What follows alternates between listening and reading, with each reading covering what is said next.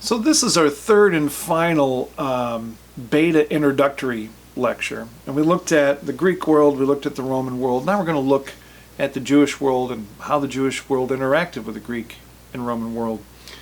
And in this lecture, I want students to examine the development of Jewish history, especially in what we call the intertestamental period, the period between Malachi and Matthew.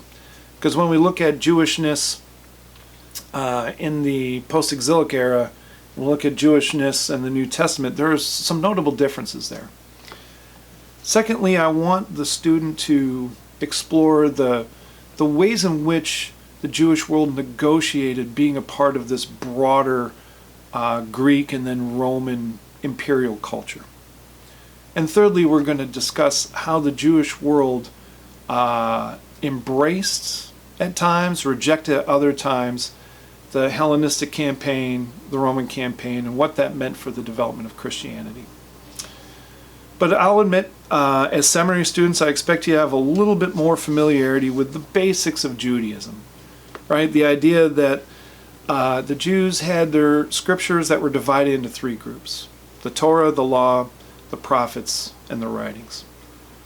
That Judaism was a monotheistic religion, but it still had enough room in its scriptures to evidence a plurality, even from very early on in their development. So even though they did believe in one God, there were times, even in the Old Testament, that got a little complicated, right? I assume that you understand that Jewish religious life was dominated by observance of the law. However, I'm going to argue that this is different from Roman pietas, obligation, because it happened within a very different context. Jewish observance of the law happened within the context of a God who had a personal relationship with them, who told his people their personal name, who pledged unilaterally to protect and provide for his people.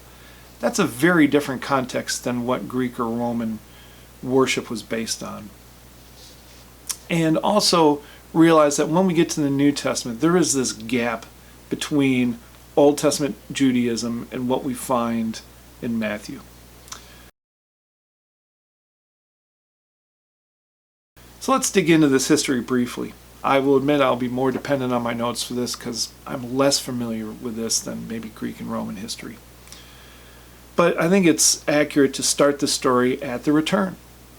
The return from Babylonian exile. After God exiled his people in Babylon for 70 some odd years, he also provided for his people to return and rebuild the temple, rebuild the city and its walls. But there was one problem that we see in Ezra and Nehemiah, is that while the temple was rebuilt, God's Spirit never re-inhabited that temple, right? And if we remember back to Daniel, especially Daniel chapter 7, and he receives this vision of one called the Son of Man, this mysterious divine man, there is reason to believe that people connected the Son of Man with this stone that would shatter this fourth kingdom that we now know as the Roman Empire. So there was this messianic expectation that a divine figure would come and overthrow the vassal lords that Judah and Israel had been under. And they had been under vassal lords most of their history, very early on in Israelite history. In fact, if you go to the British Museum today, you can see the black obelisk of Shalmaneser III, and you see the Israelite king Yehu bowing, giving his vassal respect to Shalmaneser. So even early in Israelite history, God's people were vassals of Assyria, vassals of Babylon. Even when they were permitted to return, they remained vassals under Persia, and then they would be vassals under Greece and Rome. And only brief periods did they have any sort of autonomy. So there was this expectation that someday a rock would come and shatter the fourth kingdom, and then it would grow to encompass the whole world. So even though Judah had rebuilt the temple, there still was this expectation of the return of God's presence. The post-exilic prophets like Haggai, Zechariah, and Malachi explicitly look forward to the coming of this Messiah, God himself. But after Malachi, who ministered somewhere in the 5th century, right in the middle of the 5th century, the prophetic voice seemed to fall silent. And Judah, as these vassal peoples, started to absorb not necessarily the religion. It seems like Judah had learned its lesson about idolatry, but absorbed some of these cultural influences from Persia, from Greece, and from Rome. So let's talk a little bit about Greek Jerusalem. After Alexander the Great conquered Palestine, conquered Jerusalem, Jerusalem became disputed territory. When Alexander's empire broke up, Jerusalem found itself in between the Seleucids and the Ptolemies, and they kept fighting wars to see who would control Syria, Palestine. And the Ptolemies had the upper hand in the first few wars until Antiochus III, but the Ptolemies understood that Jerusalem was different. And beginning with Ptolemy II, they competed not just for the territory, but for the loyalty of the Jews there. So under Ptolemy II, he commissioned 72 scholars in Alexandria to translate the Hebrew Bible into Greek. There were other Greek translations, but this would be the official one. And a legend has arisen around it that Ptolemy II commissioned 72 scholars to go home and write their own translation. And when they gather in Alexandria, they miraculously discover that each of their translations were exactly the same. So this must be a divinely inspired translation.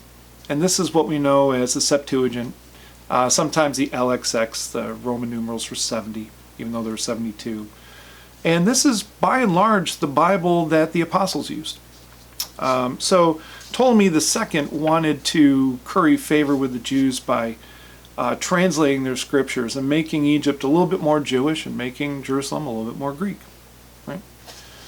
Ptolemy III tried to win Jewish favor. He tried hard, and he failed pretty bad. He tried to extend special religious rights to Jews, and even personally traveled to Jerusalem, walked into the temple, and offered his own sacrifice on the Jewish altar, thinking he was paying them a respect. Did not realize that he greatly offended the high priest Onias II, and Onias II withheld the temple tax of 20 pieces of silver, and developed some friction between the Ptolemies and the Jews, or at least between the house of Onias, the Oniad house, and the Ptolemies. So Onias's brother, his nephew Joseph, son of Tobias, lavished gifts on the Pharaoh in order to gain royal favor, right? And Ptolemy III appointed him the chief tax collector there.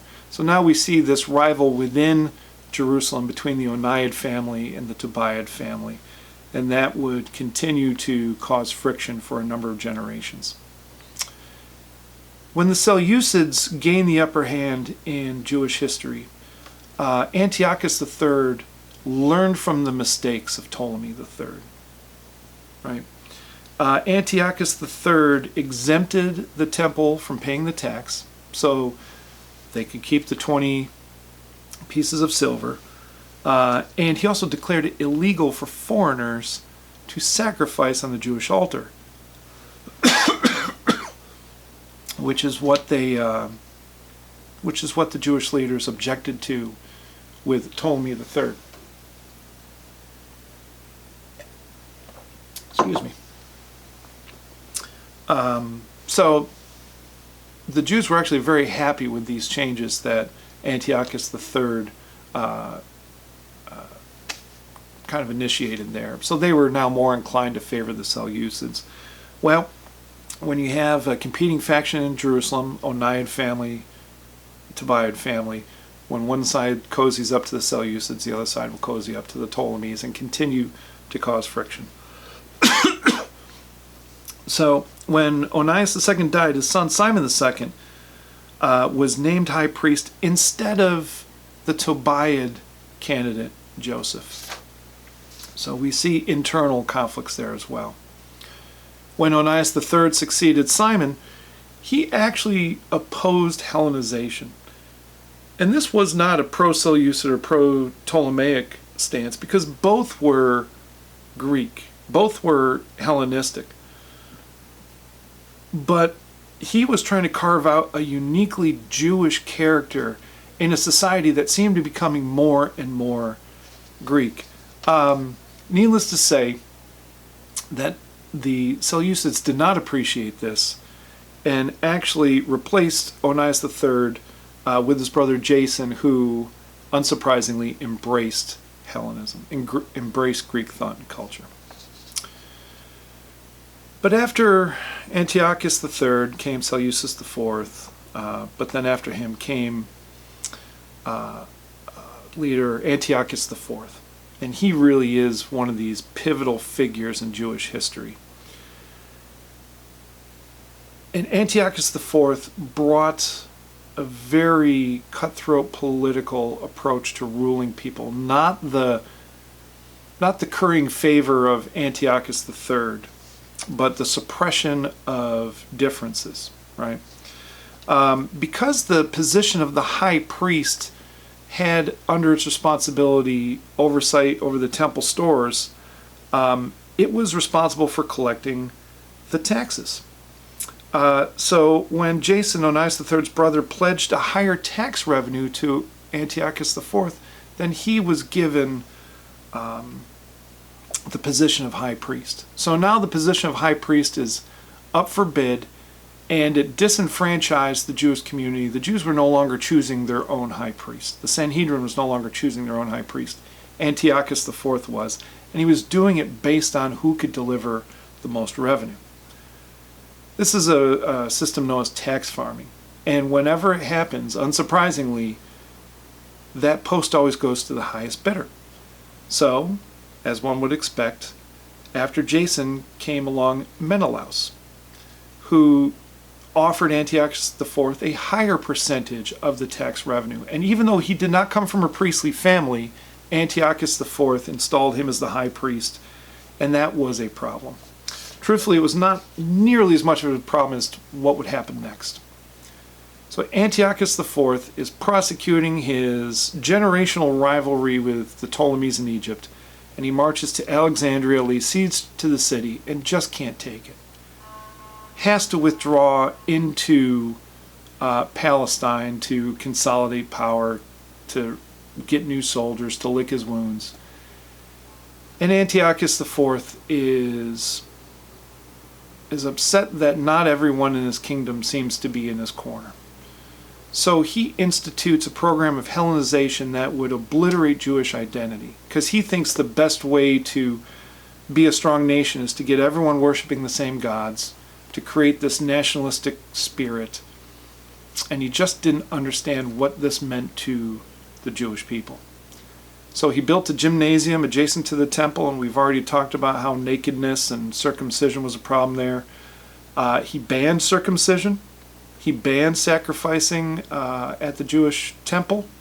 And he actually converted the Jewish temple to a temple of Zeus. And to dedicate this temple, he sacrificed a pig, an unclean animal, on the Jewish altar. And this was a bridge too far for a lot of Jews who rose up in revolt. And it caused a Jewish man from a priestly background, we don't formally know if he was a priest, a guy named Mattathias Hesmon, to raise a revolt. So Mattathias was from Jerusalem. He moved outside the city to a small town of Modin. And in 167 BC, when Antiochus IV required sacrifices to be offered to Zeus, envoys of the king asked Mattathias, as leader of his community, to set the example and make these sacrifices, and he refused. Unsurprisingly, another person wanting to curry favor with the king stepped up and sacrificed to Zeus.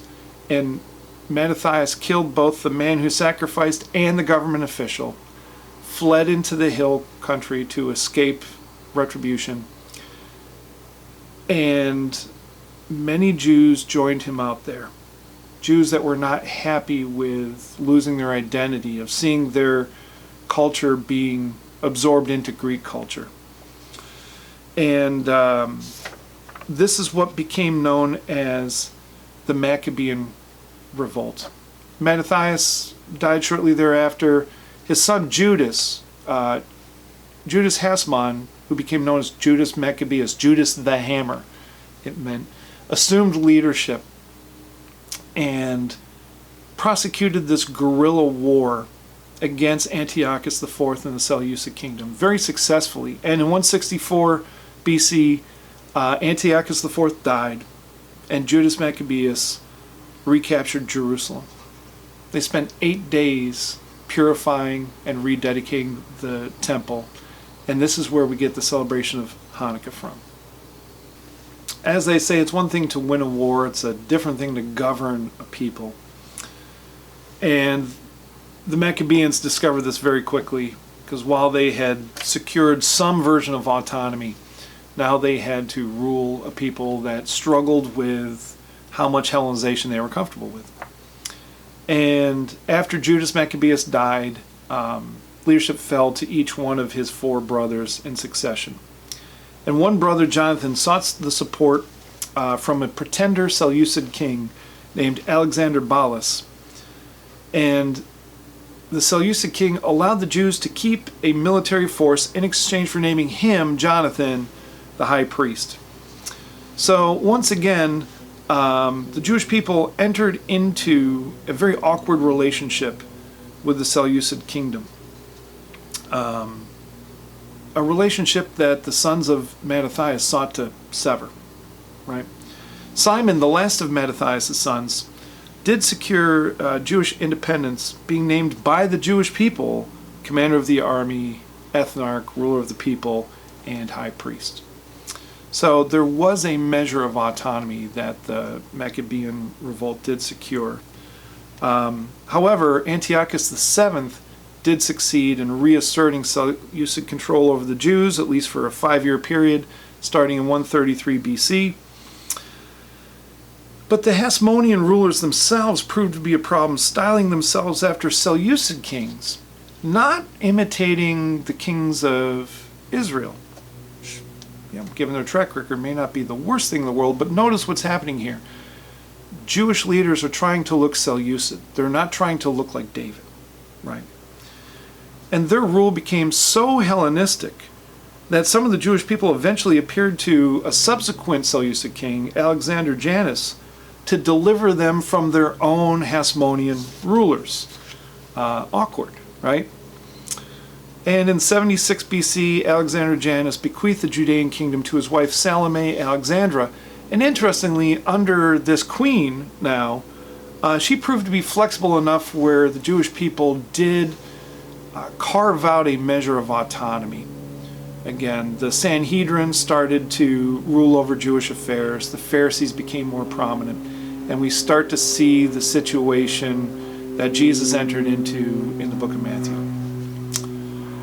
But in 63 BC, this conversation shifts from the Seleucids and the Maccabeans to the Roman Empire. And in 63 BC, Pompey laid siege to Jerusalem and its temple, and the priests held out in the temple for a while. Pompey eventually broke through and walked right into the Holy of Holies to find it pretty much empty.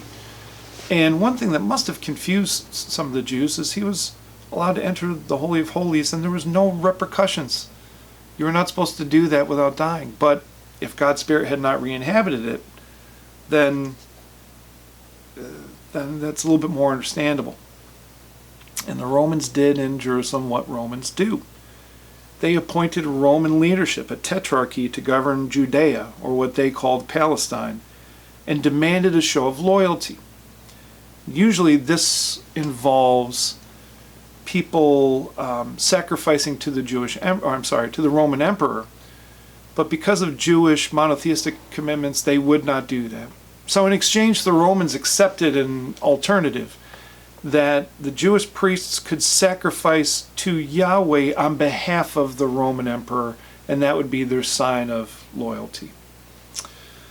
The reason why the Romans were cool with compromising on this is because they recognized that the Jewish religion was way more ancient than their religion. Going back to this value of antiquity in Mos Maiorum, the Romans respected the antiquity of Jewish worship, right? During the confusion of the triumvirate, one member of the Tetrarchy, Herod, gained supremacy in the region, and in AD 40 he traveled to Rome and secured the title of the King of the Jews. Now he had to return and actually become the King of the Jews, and he secured that title in Palestine around 37 BC. Was recognized as king by the people. And he's known as the Great because of some of the gifts that he bestowed on the Jewish people. He renovated the temple, known as the Herodian Temple, and he built a lavish palace. And even the rabbis at the time said, "He who has not seen Herod's temple has not seen beauty." Herod's leadership ability is attested to by the fact that he was neither Roman nor Jewish. He was actually Edomite. But he was still able to convince both Rome and the Jewish people that he should be their leader. So he obviously was very capable. But upon his death, his kingdom was split between his sons, the most notable being Herod Antipas, tetrarch over Galilee that we read about in the Gospels. The final Roman ruler that I'm going to mention is Pilate, because he's mentioned in the Gospels. He was installed as governor over Jerusalem because he had a powerful benefactor in Rome, Sejanus, right? And if we look at Pilate's early attitude towards the Jews, it's very arrogant. But by the time we get to the Gospels, we see a measure of deference that Pilate is paying to the Jews, probably because his benefactor Sejanus had fallen from power, possibly had died, so he didn't have the political clout to back it up as much. And two stories about Pilate's leadership there shows how he was both flexible and inflexible. When he was first installed as governor, under cover of darkness, he had put up the Roman standard all over Jerusalem. And when the sun dawned and the Jewish people saw this, they were outraged. Jewish leaders harangued him about this, and eventually he just decided that it's not worth the grief and took them down. So he did show an ability to be flexible. However, on another occasion, Pilate actually took funds out of the temple treasury to pay for public works projects. And again, the Jewish leadership was up in arms about this, but he did not cave in there. So it seems like even though he may have been arrogant, there was wisdom in how he ruled on behalf of Rome. And through this brief sketch, we can see a bit how Hellenism spread into the Jewish world, how the Jewish people were split over Hellenistic thought, over Roman practice. We see people who embraced Hellenistic thought, like Simon the high priest or Jonathan Maccabeus, and those who rejected Hellenistic thought, like Judas Maccabeus. And this tension molded the development of Jewish institutions.